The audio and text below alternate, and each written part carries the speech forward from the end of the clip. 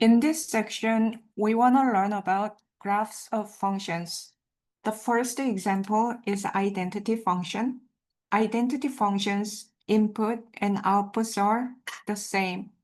So if input is 3, then output is 3. So coordinate form is 3, 3. If x value equals 0, then y value equals also 0. Quadratic function is a degree 2 polynomial. The simplest form is x squared. This is number squared, so output value will be always greater than or equal to 0. That means the graph is located above x-axis. If that is f of x equals minus x squared, then all the values will be less than or equal to 0. So that will be the flipped position like this. And other important point is 1 squared is the same as negative 1 squared. So when we think about the output value of 1 and the output value of minus 1, those values are the same. That means when you flip over y-axis, those will be overlapped. That means symmetric with respect to y. Third pattern is f of x equals x cubed. That's called cubic function. This function is positive if x is greater than 0, but negative if x is less than 0. For example, negative 2 cubed is negative 8, so that's negative. That means when x values are small, less than 0, the graph must be located below x-axis. And if x values are positive, then the graph must be located above x-axis. So that's the reason the graph looks like this. The next pattern of the graph is absolute value function. Absolute value function is always greater than or equal to 0 because we consider the absolute value of the numbers. What we know is 1, absolute value of 1 is the same as negative absolute value of negative 1. Both are 1. So that is reflected here. When we consider the y values, those are the same. And f of x is absolute value of x means f of x is defined as x if x is greater than or equal to 0 and minus x if x is less than or equal to 0. Both are linear functions, so we are getting the straight lines on the right and left side. Here, minus x in this case is positive number. Why? Because if we put minus to negative 2, then that is 2. So this elaborate version of the definition gives all the positive numbers. The next function is a square root function. Of course, we have to assume that x is greater than or equal to 0 because the square root is defined over the positive non-negative number. This is not a straight line because of the straight square root, and x is always positive. X to the 1/2 power is always also positive. So this one, the graph looks like this. The next example is about reciprocal function, which is defined as 1 over x. What we know is when x value gets larger and larger, for example, we consider 1 over 1, 1 over 2, and 1 over 3, and so on. When the denominator gets larger and larger, the value will be smaller and smaller and become closer and closer to 0. What is written in the denominator is x value. So those are inputs. Inputs gets larger and larger, it goes to 0. And if you think about 1 over 0.1 and 1 over 0.01 and 1 over 0.001, then 1 over 0.1 is indeed 10, and 1 over 0.01 is 100, and 1 over 0.001 is 1000. So what we know is when the denominator, the input value, gets closer and closer to 0, the function value gets larger and larger and diverge. So that's reflected in this part of the graph. And the same type of the reasoning can be applied in this situation. When x is negative, 1 over x is also negative. So when x is negative, the graph is located below x-axis. So this is the graph of 1 over x when x equals 0. Then it'll make 1 over 0 undefined. So what is reflected here is this graph never crosses this y-axis, but when it gets closer and closer to y-axis, the graph diverges to infinity, and graph is not defined as 0. So that's the reason the domain is separated into two intervals.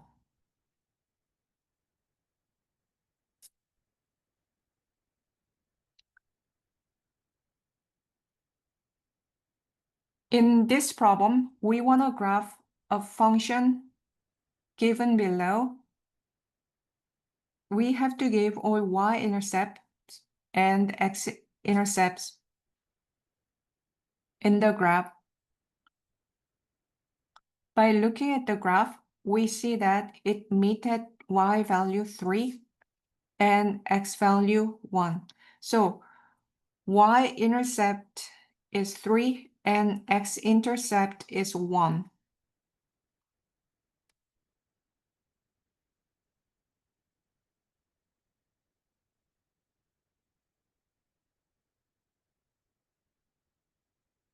In the following problem, we have to graph the function h of x equals minus x plus 5. This is slope-intercept form. Firstly, minus x is minus 1 times x. What is written in front of x is a slope. In this case, the slope is minus 1, that can be written as -1/1.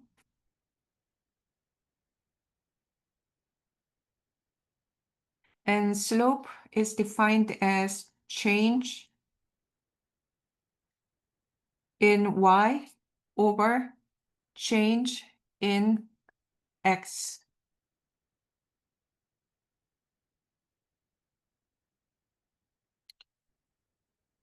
This is a slope-intercept form, so the added number is y-intercept. Y-intercept is 5, so we plot the point here, and then we have to locate another point on the graph to join with a straight line.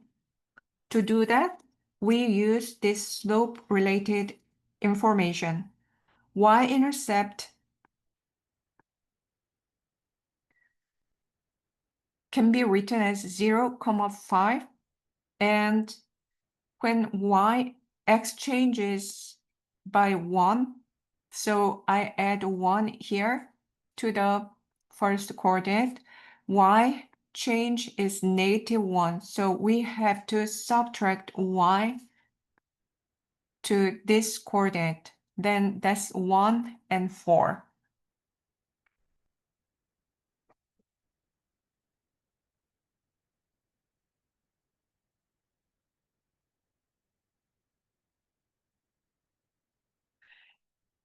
In this problem, we want to graph g of x equals 1/5x minus 5. This is again slope-intercept form.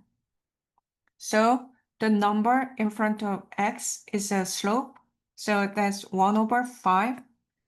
The added number is y-intercept, so that is -5. So I'm marking at the y-intercept at -5 here, and we need one more point. I said this is y change, and denominator is x change. So from this y-intercept, we have to add 5 to the x-coordinate and 1 to the y-coordinate here. Then we get 5 and -4, which is located here. And then I joined with the straight line.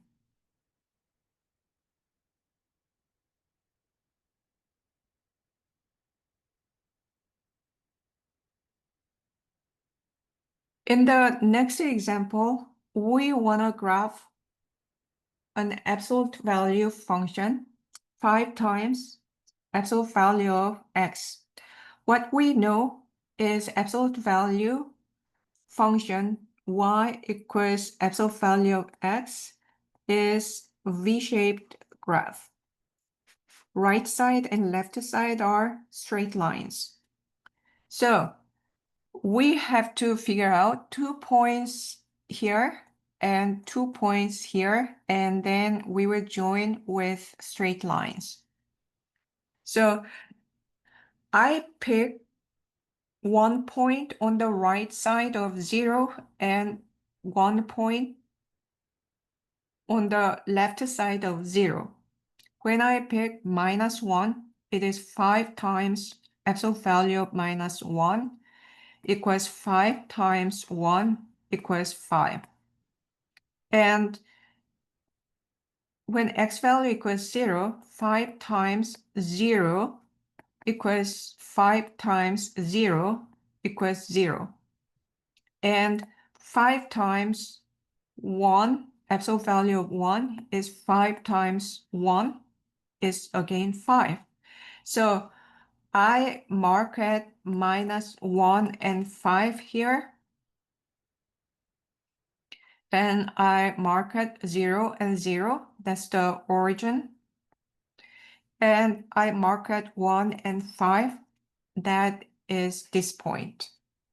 And left side and right side must be straight lines.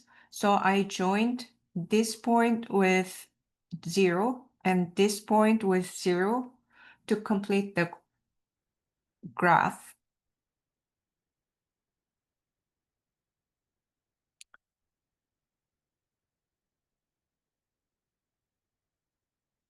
In the next example, the same principle goes on.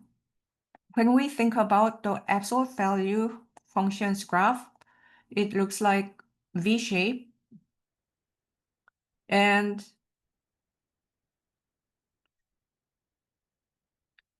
when we put -1 and 1, the function value will be the same because absolute value of 1 and absolute value of -1 will be the same. So we have y equals 2 times absolute value of x minus 6. So as we did before, we will just choose 1 point on the right side of 0 and 1 point on the left side of the 0. So I choose -1 and 1 again, and then calculate 2 times my absolute value of -1 minus 6 equals 2 times 1 minus 6 equals -4. And then 2 times absolute value of 0 minus 6 equals -6. And 2 times absolute value of 1 minus 6 equals 2 times 1 minus 6 equals -4. So from this calculation, we get the coordinate. This is x coordinate, so -1 and -4. And this is x coordinate 0 and y coordinate is -6. And this is x coordinate and y coordinate is -4. So we plot at -1 and -4 and 0 and -6 and 1 and 4. And then we join with straight line on the right side and left side.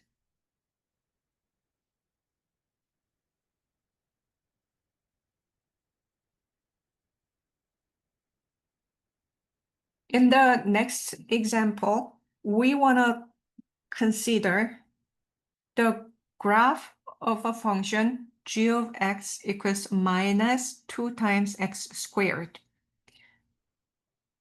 What we know is when the graph is defined as y equals x squared, that's a parabola that opens upward. So that's U-shape like this. When y equals -x squared, all the function values are negative. So the graph is located below y-axis. And so it's like an N-shaped graph. Again, what we know is 1 squared is the same as -1 squared. So to determine how the graph looks like, I will choose 0 and 1 point on the left side and 1 point on the right side.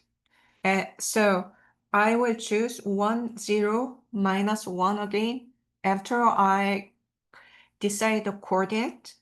This time I will not join with straight line because I know this is not a straight line. Instead, I will join those points with curve that resembles this typical shape of the parabola. Let's calculate it. -2 times 1 squared equals -2. And -2 times 0 squared equals 0. And -2 times -1 squared equals -2. So the coordinates will be 1 and -2 and 0 and 0. and -1 and -2. I plotted -1 and -2 here, and 0, 0 here, and I have 1 and -2 here. So this is not an absolute value function. It looks like this. So I joined those 3 points with a curve.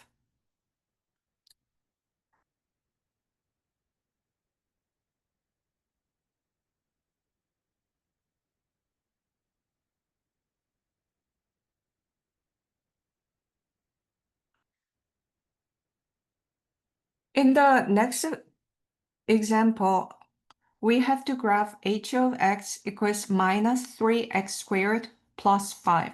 Again, what you have to notice is when we think about h of -1, that's the same as h of 1, right? Because -1 squared equals 1 squared.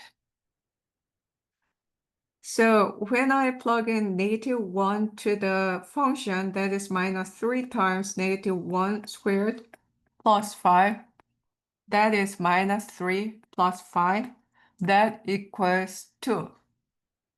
And then the next one is -3 times 0 squared plus 5 equals, the first one is 0, and then we have only 5 here. -3 times 1 squared plus 5, that is -3 plus 5 equals 2.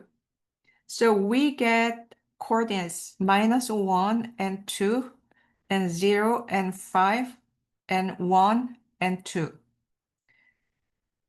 So I plotted -1 and 2 here, and 0 and 5 here, and 1 and 2 here. And this one is minus, so that means it must be flipped like this. So opens downward. So I joined it this way.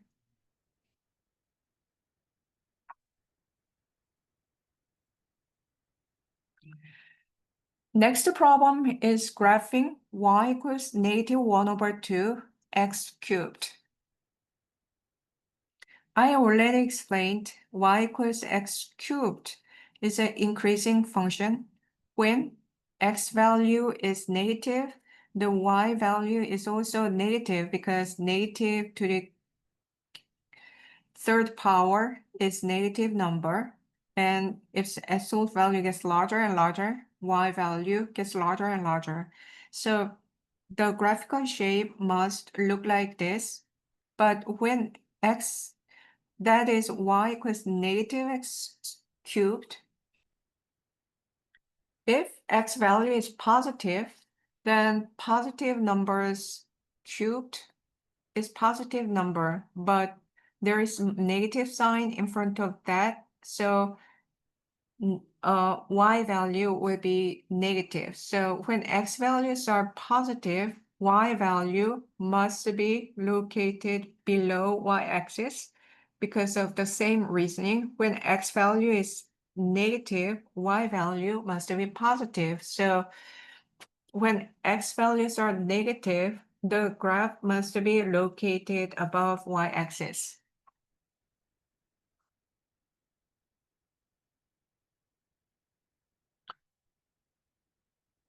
I made similar choices, but I thought because of -1/2, if I choose 1, -1, 0, then the value is too small, so it'll be difficult to plot. So I chose -2, 0, 2. You can choose any number to plot the graph.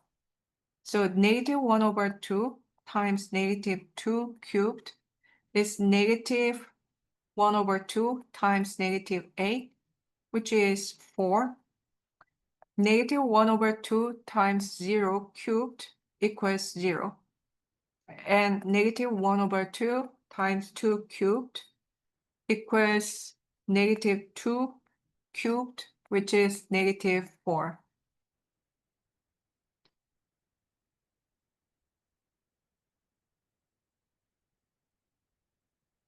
So we get negative 2 and 4 for that, and 0 and 0, and 2 and negative 4.